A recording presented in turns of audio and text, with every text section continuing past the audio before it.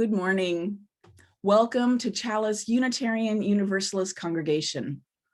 We are a community of diverse beliefs and experiences, nurturing the liberal religious spirit and united by our desire to grow in love and in service. Whoever you are, whomever you love, whatever your life's journey, you are welcome here.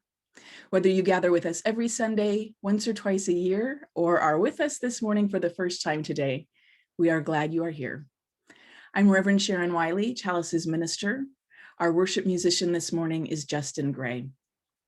Welcome to this online worship service. Welcome to those of you watching live on Sunday morning using Zoom, and welcome to those of you who are watching the recording of this service later on Chalice's YouTube channel. For those of us using Zoom this morning, please notice on your menu, you have a button that says CC Live Transcript.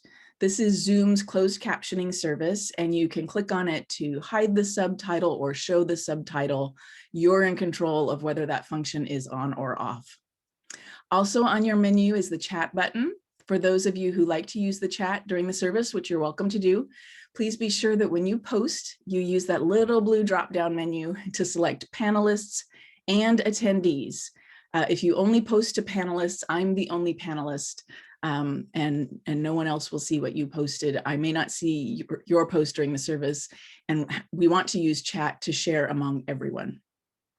So let's all give ourselves a big hug of welcome, hello, good morning. I want to especially welcome those of you who are newcomers at Chalice. Towards the end of the service, I will post a link in the chat box for you to add your name to our email list. Our weekly email is the best way to get information about our many online groups and activities we offer using Zoom. And once you're on that email list, you'll receive information about our monthly gathering for newcomers. Now, let's take a breath together.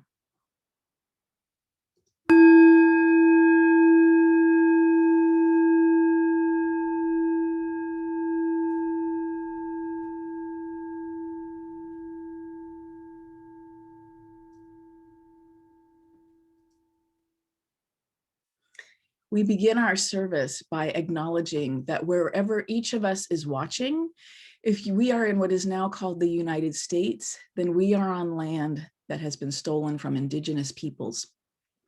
Our congregational home in what is now called Escondido is on land that is part of the traditional territories of the 12 bands of the Kumeyaay Nation and the 7 bands of the Payamkushum, also called Luiseno.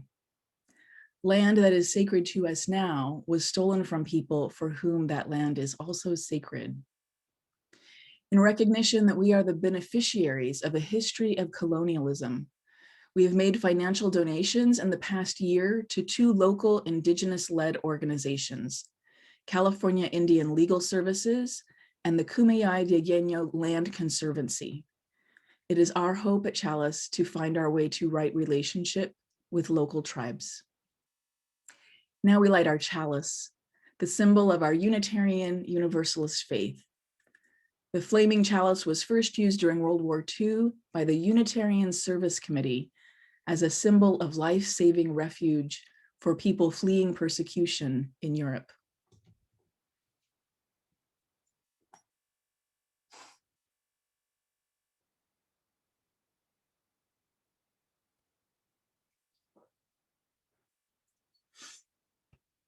May our chalice flame burn brightly, that all who are seeking may find us.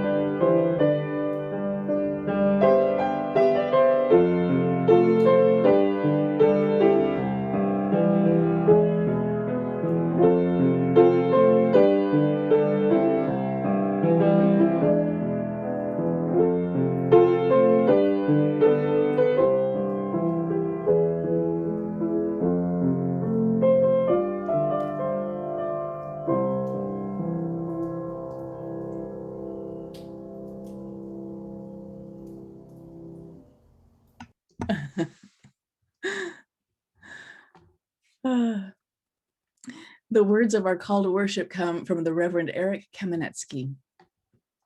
Welcome to this moment. It is the only one we have. You know, it's been a challenging year, what with the pandemic and all the politics and the weather. It's been a challenging year because we've had to figure out how to be together when we're apart. And we've had to stay apart in order to be together and stay well. But being apart itself makes it harder to be well. Nonetheless, we have carried on long enough and well enough to be here now. So welcome to this moment, the only one we have. Let us take hold of this moment and worship together. You're invited to join in singing.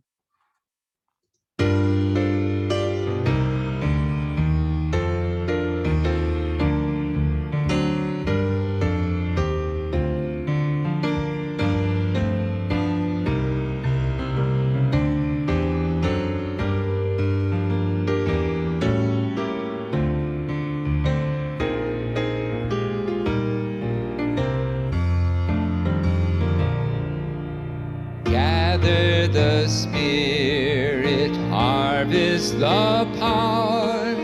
Our separate lives will kindle one flame. Witness the mystery of this hour. Our trials in this light appear all the same. Gathered in gather in thanks, gather in sympathy now and then, gather in hope, compassion and strength, gather to celebrate once again.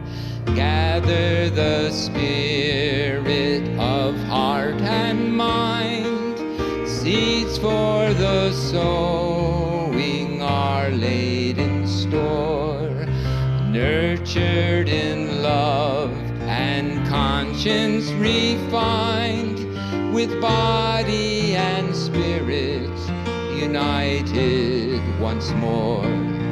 Gather in peace, gather in thanks, gather in sympathy now and then, gather in hope, compassion and strength, gather to celebrate once again. Gather the Spirit growing in all, drawn by the moon and fed by the sun, winter to spring and summer to fall, the chorus of life resounding once more.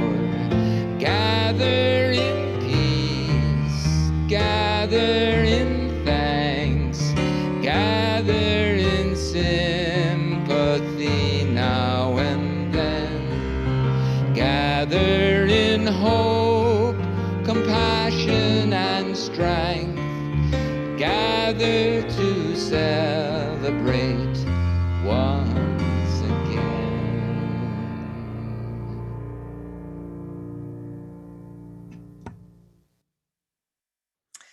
Our Sunday worship is the shared spiritual practice of our community, and we tend to the congregation during this time by honoring our joys and sorrows.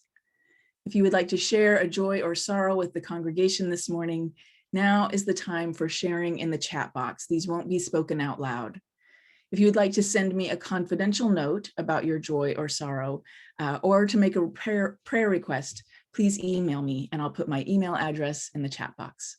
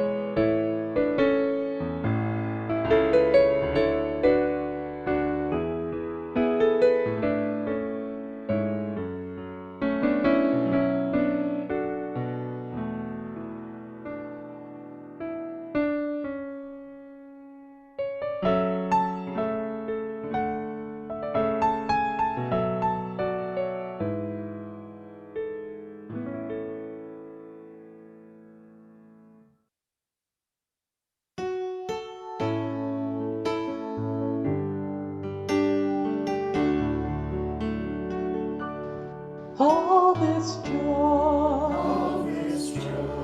all this sorrow, all this promise, all this pain, such is life, such is peace, such is spirit,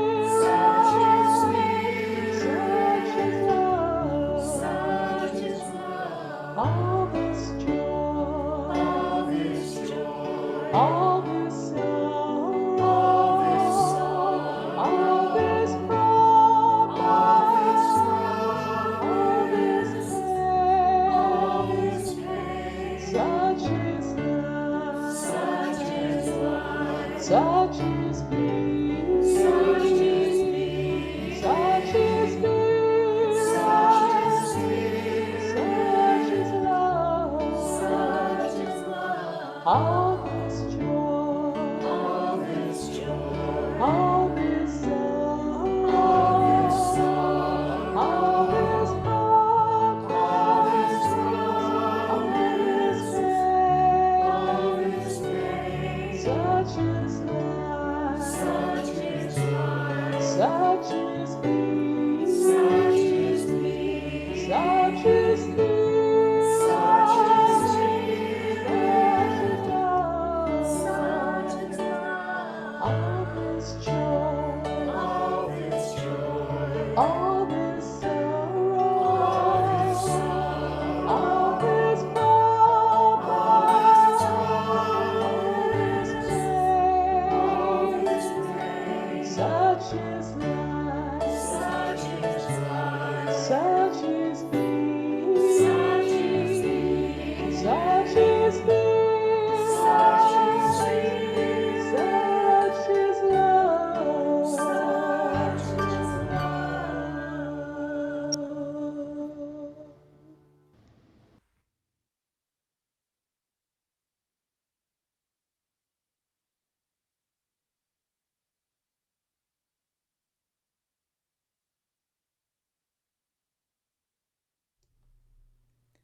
Our story is Rotten Island, written and illustrated by William Steig.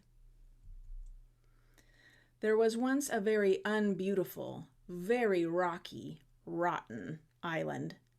It had acres of sharp gravel and volcanoes that belched fire and smoke, spewed hot lava, and spat poison arrows and double-headed toads. The spiny, thorny, twisted plants that grew there had never a flower of any kind.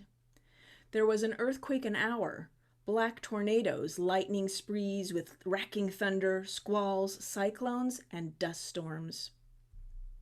At night, it froze. All the living things stopped moving and turned to ice. But the volcanoes kept exploding, and the lightest breeze was a hurricane. At sunrise, everything thawed out and moved again. This rotten, horrible island was set in a boiling sea, seething with serpents, sharp-clawed crabs, stingrays, electric eels of high voltage, and eerie fish with pointed teeth, barbed fins and scales, and fluorescent lights that glimmered in the bubbling deep. The denizens of this sizzling hot, freezing cold, rocky, rotten island were monsters, huge or miserably stunted, fat or scraggly, dry or slimy, with scales, warts, pimples, tentacles, talons, fangs, extra arms, eyes, legs, tails, and even heads, all in ridiculous arrangements. Some had armor plating full of tacks and rusty nails, and some had wheels for legs. No two were ever alike. The insects there could get as big as barracudas, goggle-eyed with chopping mandibles, bug-eyed and hairy, with stinging tails and clacking shells covered with grit and petrified sauerkraut. There was no shortage of anything ugly. All these horrid creatures dined on one another. The thorny plants were their vegetables. For dessert, they had gravel. No one ever went hungry.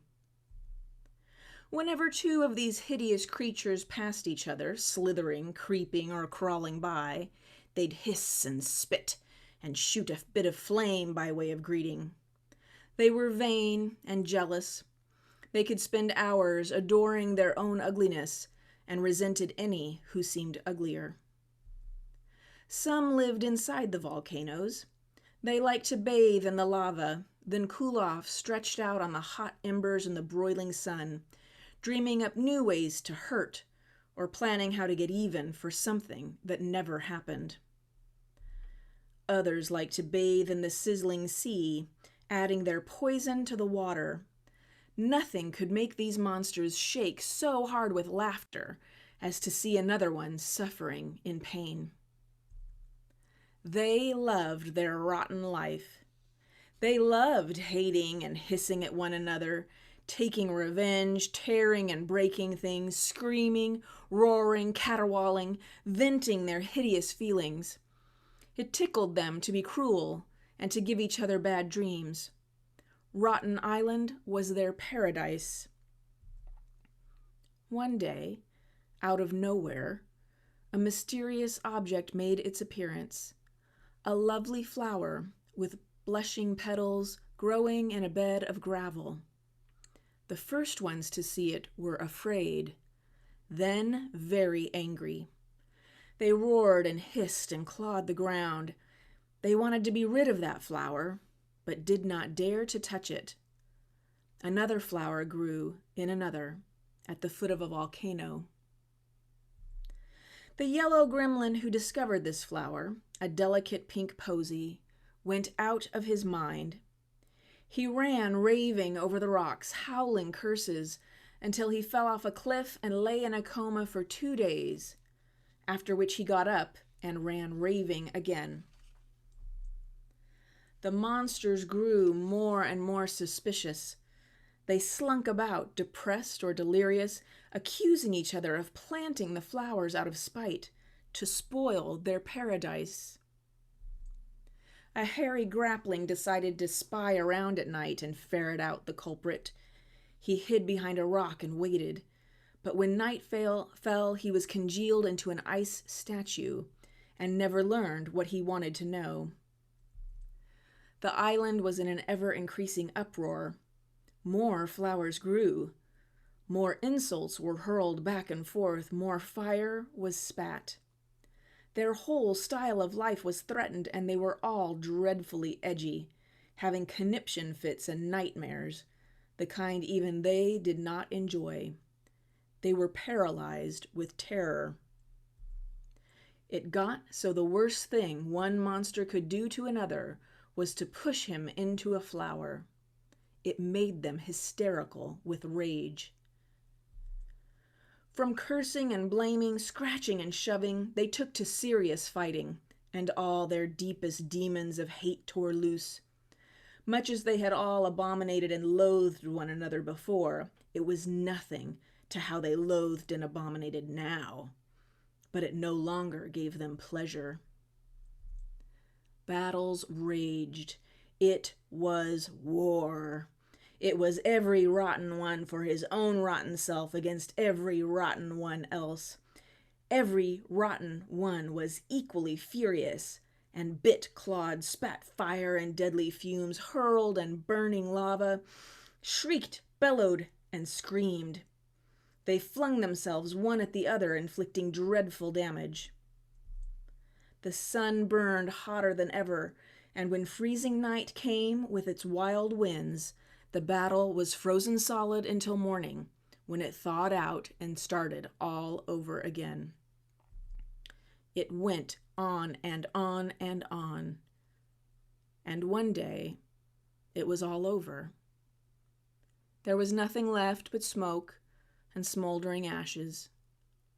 Rain came, first pelting down in a deluge, then falling gently, a tender spray of droplets. It rained all through the night. There was no freeze. At dawn, the rain was over, and Rotten Island was no longer a rotten island. Where all those fearsome creatures had given up their ghosts, there were now flowers of all possible kinds, each one as lovely as the rest. The ugly sea monsters had fled, leaving a clean blue sea. Over this flowering paradise, the heavens were spanned by a glorious rainbow. It wasn't long before the first birds came to the new, beautiful island.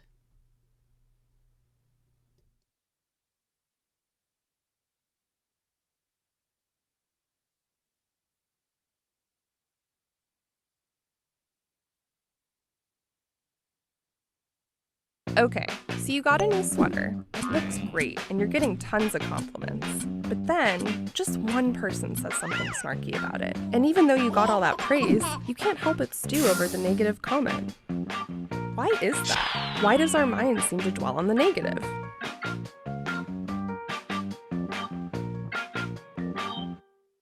A lot of my research focuses on how people tend to get stuck in particular ways of thinking and what enables them to get unstuck. Allison Ledgerwood is a psychology professor at UC Davis. I get to study how humans think and how we could maybe think better. We all know the expression about seeing a glass as half full or half empty. It isn't just what you see, but how you see it. And the way you describe that glass to people can really change how they feel about it. Allison wanted to know what happens when you try to switch your way of thinking from the positive frame to the negative frame, or vice versa. Her research team brought two groups of people into the lab and told them about a new surgical procedure.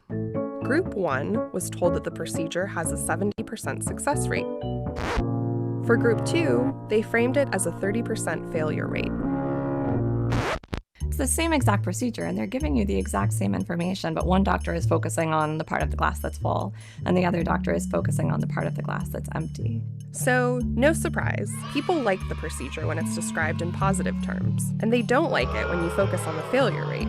But then, the researchers pointed it out to the first group that you could also think of the procedure as failing 30% of the time. Suddenly, people didn't like it anymore. And when they tried a similar thing with group 2, pointing out that the procedure had a 70% success rate, people didn't change their mind. And over again in studies like that, we find that people seem to get stuck in the negative way of thinking about it. And it's hard for them to flip and focus on the positive. So once you frame something negatively, it really sticks. It makes sense from an evolutionary or functional perspective that our minds are built to look for negative information in the environment and to hold on to it once we find it. Imagine your prehistoric ancestors. You don't want to forget that there might be a predator lurking around. In many situations, we want our minds to be grabbed by the negative information so that we can fix problems when they're there. But then, there are other situations where we want to get over some small imperfection or a bit of bad news when it's not helpful to fixate on the negative. What do we do then? What I really take away from this research for my own life is that it's difficult to see the upside and that it takes work, literally, that we have to put effort into looking at the bright side of things, that we can't assume that our mind is just going to do that automatically, and that it's very easy to just keep tilting back towards the negatives. And this is something you can counteract with practice, like spending a few minutes each day thinking about the things you're grateful for. Doing this regularly can help it become a habit. And it turns out that this negative bias can change over time. Remember when you were younger and any bad experience felt like the end of the world? So this kind of pervasive negativity bias starts to diminish. And so in our research, we find that the stickiness of a negative frame seems to disappear entirely by the time people are in their 70s. And they seem to flow back and forth between negatives and positives much more easily. So maybe that's something we can all be grateful for, that there are actually some good things about getting older.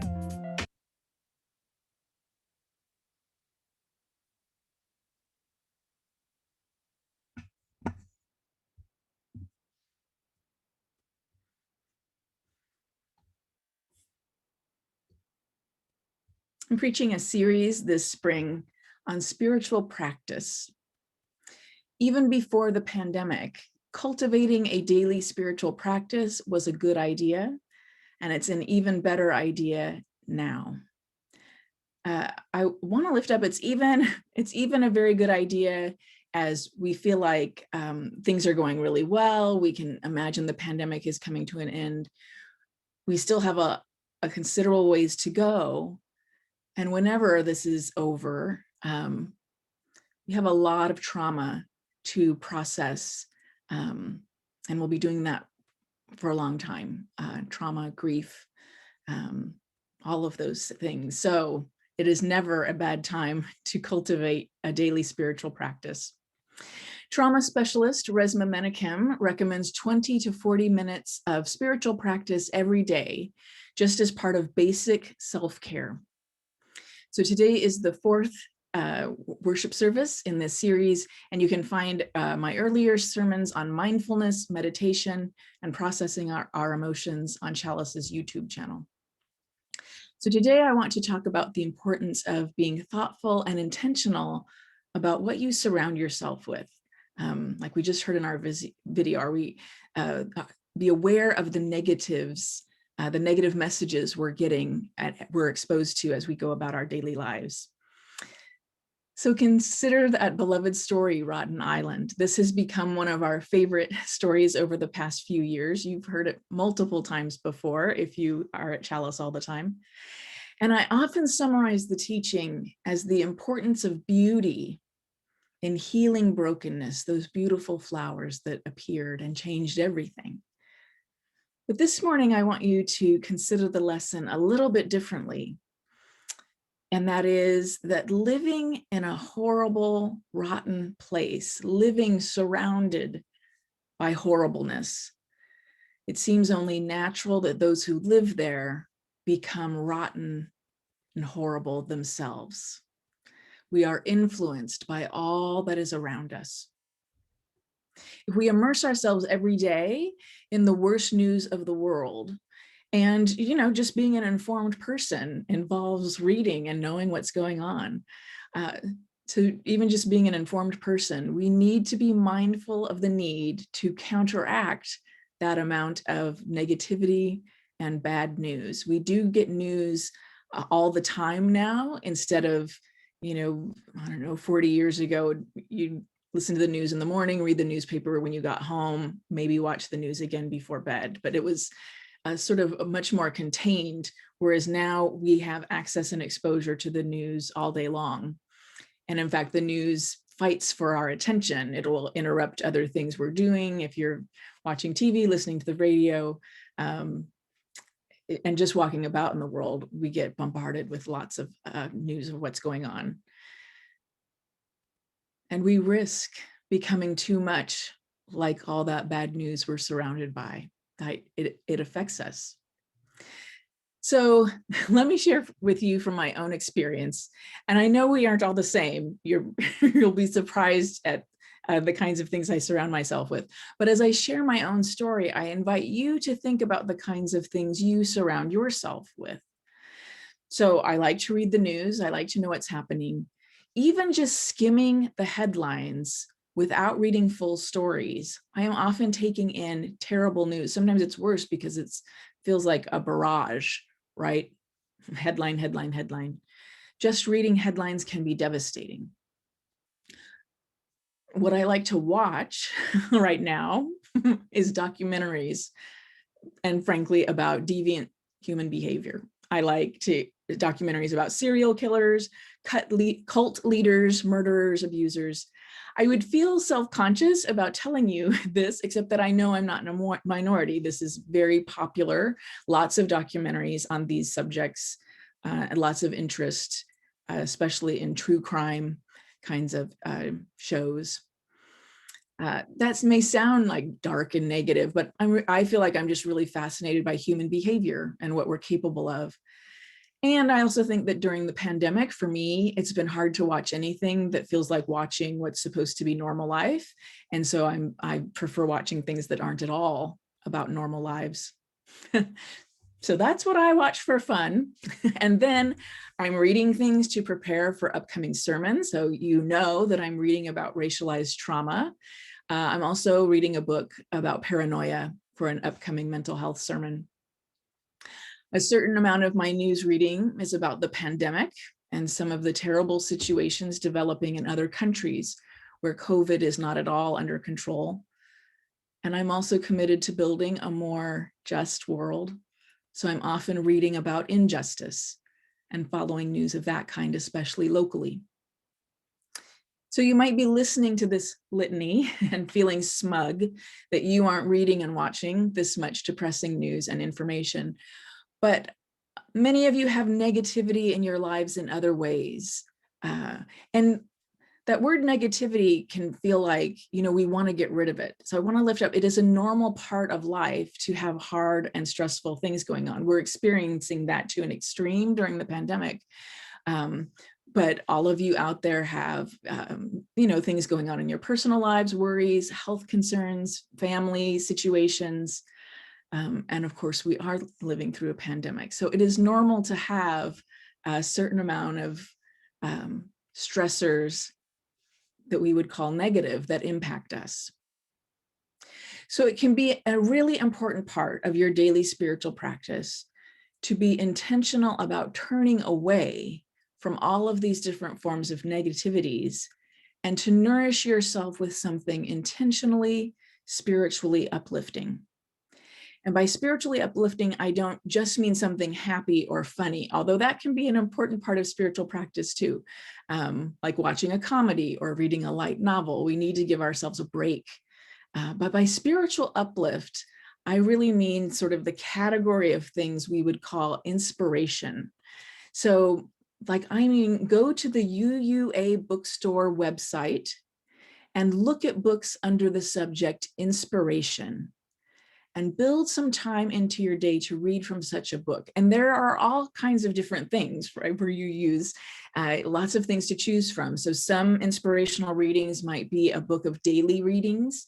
Some might be a memoir of someone who's inspiring to you. Reading about UU history and feeling that connection to the longer tradition of our faith. So that's really one of my main recommendations to you, is to seek out something inspirational to read. And spiritual uplift can take a lot of other forms as well. And I particularly think that seeking out beauty can be a spiritually uplifting practice. Going to a museum, if and when that's possible, going to a public garden, listening to beautiful music, looking at beautiful art in books. It matters what we surround ourselves with. For 4 years, we had a president whose daily words and actions made life like living on Rotten Island. That's when we started reading that book. It was oppressive. It was burdensome. It was heavy on us. His words and actions divided us as we faced the pandemic. We wanted desperately not to talk about him, and he was all we could talk about.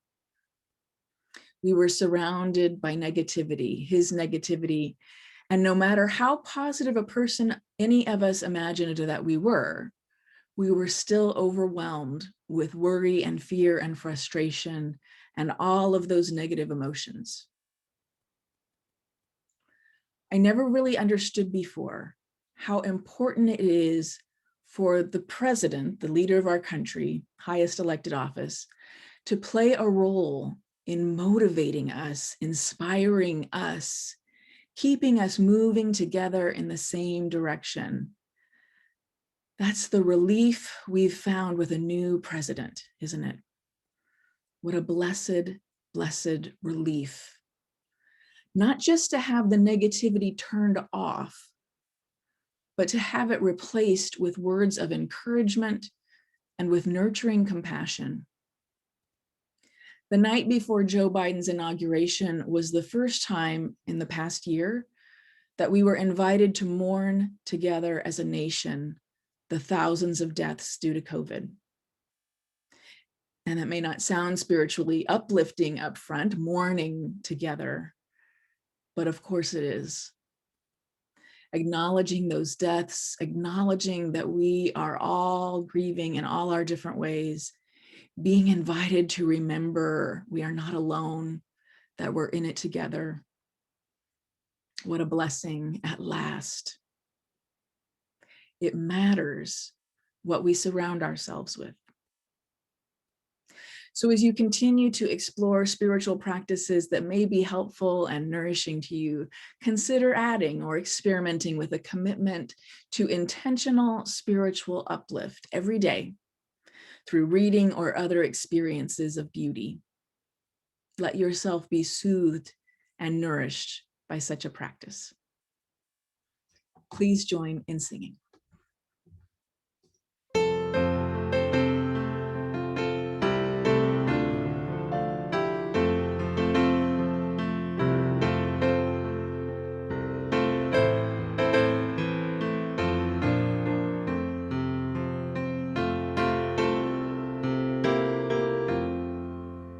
My life goes on in endless song above this lamentation.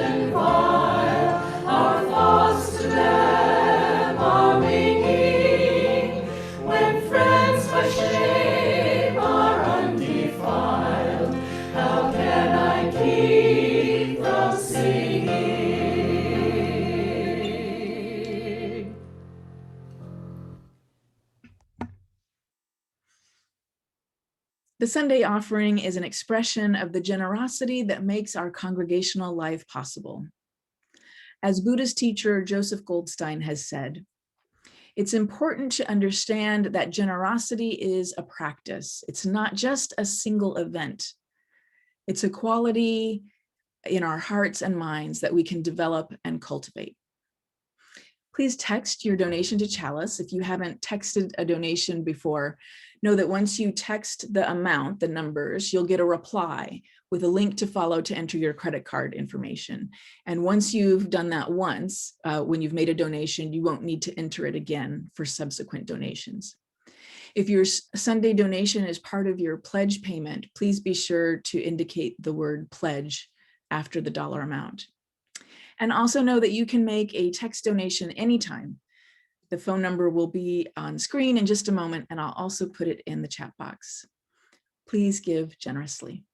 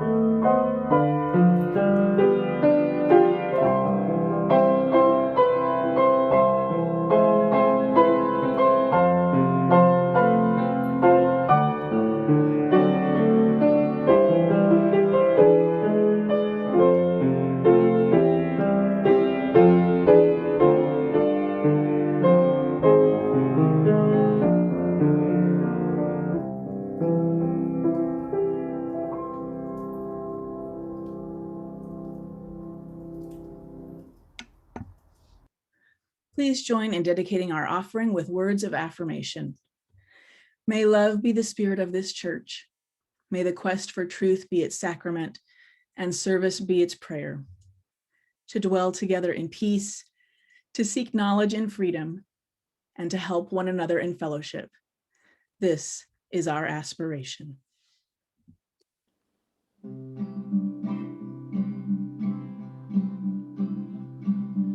This little light of mine, I'm gonna let it shine. This little light of mine, I'm gonna let it shine. This little light of mine, I'm gonna let it shine. Let it shine, let it shine, let it shine.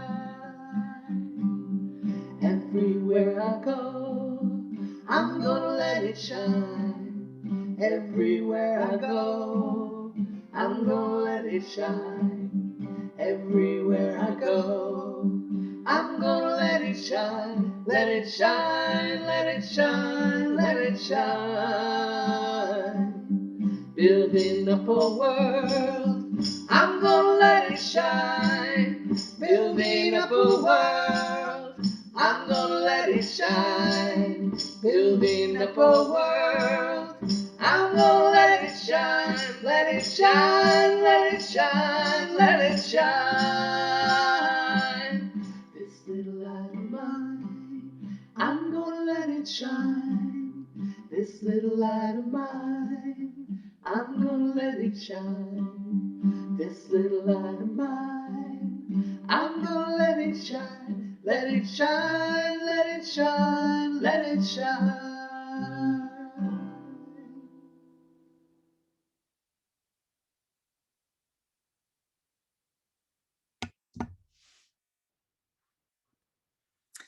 I have a reading for us. This is an excerpt from an online article by James Purtill, a writer for Triple J Hack in Australia. He writes, a 1985 book, Living Aloft, Human Requirements for Extended Spaceflight, identified 3 broad stages of reaction to prolonged isolation. These are a first stage of heightened anxiety, a second stage of settling down to routine, marked by depression, and a third stage of anticipation, marked by emotional outbursts, aggressiveness, and rowdy behavior. In 2000, a study found that those stationed at Antarctic research stations reported significant increases in interpersonal tension during the 3rd phase of their expedition, due to both loneliness and clickiness. Other researchers found a decrease in mood occurring around the midpoint and 3rd phase of the stay in Antarctica. Crucially, they found that this 3rd stage depends on the relative passage of time. In a 6-month mission, it could happen at around the 4-month mark, while in a 1-year posting, it might appear at the 8-month point. What's important is what proportion of the mission has elapsed and how much is still to go. I'm continuing to quote, how does this relate to COVID? People who see the curve flattening think we've done it, we've beaten it, Dr. Norris said. That's the signal that it's not long now. That re-energizes hope. End quote. I actually read you that as part of a service almost a year ago, when it felt like the pandemic might be coming to an end, but we were in fact nowhere close. And we were just beginning to really face how long this might actually take. We are at last, I believe, in the 3rd quarter now. Those words again, a stage of anticipation marked by emotional outbursts, aggressiveness, and rowdy behavior. Anticipation, absolutely, more than anticipation. As many of us are becoming fully vaccinated, there are activities we get to resume. People we haven't seen in person, we feel safe seeing now. I'm going to have lunch with my friend next month. These are incredibly exciting activities and incredibly healing and restoring, right? These studies are about isolation and loneliness. And as we get vaccinated, we're able to come out of that isolation and loneliness. And so getting to do these things raise our expectations and hopes for even more, right? Life back to normal, no masks, no physical distancing, large parties, not a care in the world. We aren't there yet. And although there is much good news and much to be happy about, the truth is that for most of us, we haven't had to make a lot of decisions this past year, right? We've been anxious, we've been scared, but we understood that the instructions were to stay at home as much as possible and to wear masks and to stay distanced when we had to go out. That was it. Now we have lots of decisions to make, and it feels great and exciting, but it also feels exhausting pretty quickly. And I don't know about you, but I feel a little short-tempered at times. Things that used to be everyday tasks feel like big projects. So I went to the gas station this week and I was there for 15 minutes. And when I left, my car still wasn't gassed. Now, there's a whole story about that and there were things going wrong, but really I just felt like, I gave this a shot, but I'm gonna go home and I'm gonna rest up and I'll try to gas the car again tomorrow. Like it just wasn't gonna work out. And I kind of feel like that's how it's gonna be coming out of this. Things that used to be simple and straightforward are gonna feel and be mysteriously difficult and tiring. The 3rd quarter is a stage of anticipation marked by emotional outbursts, aggressiveness, and rowdy behavior. So I don't have a lot to say about emotional outbursts, aggressiveness, and rowdy behavior, just to invite you to see if you observe these in your life, in the places you go, the things you read in the news, and if you observe them in yourself. Like I said, I know I'm short-tempered and I can go from feeling like really happy to, I've had enough in a pretty short turnaround. It's going to take us a long time to process all that we've lived through, and the pandemic isn't over yet. Certainly not everyone who's vaccinated who wants to be. Vaccines aren't available for all age groups, and things happening in other countries, variants are developing. We have a ways to go. So be gentle with yourselves, be gentle with each other, enjoy what is good, enjoy the blessings, develop and strengthen a daily spiritual practice. It is one of the best things you can do to help get through these coming months. Please join in singing.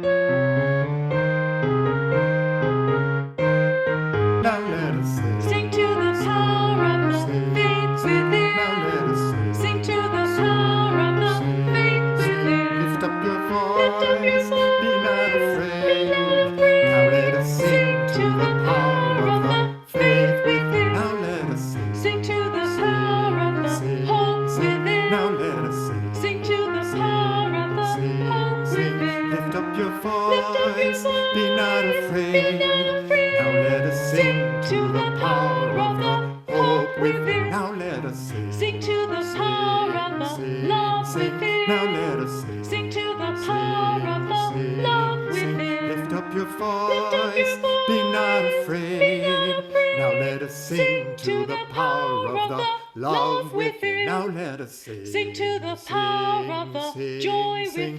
Now let us sing. Sing to the power of the joy within. Lift up your Lift up your voice, be not voice, afraid. be not afraid. Now let us sing to the power of the joy within. Our closing words come, words we've used many times before, from Reverend Wayne Arneson. Take courage, friends. The way is often hard, the path is never clear, and the stakes are very high. Take courage, for deep down there is another truth. You are not alone. You're invited to close our time together by singing the well, and everyone is invited to our coffee hour.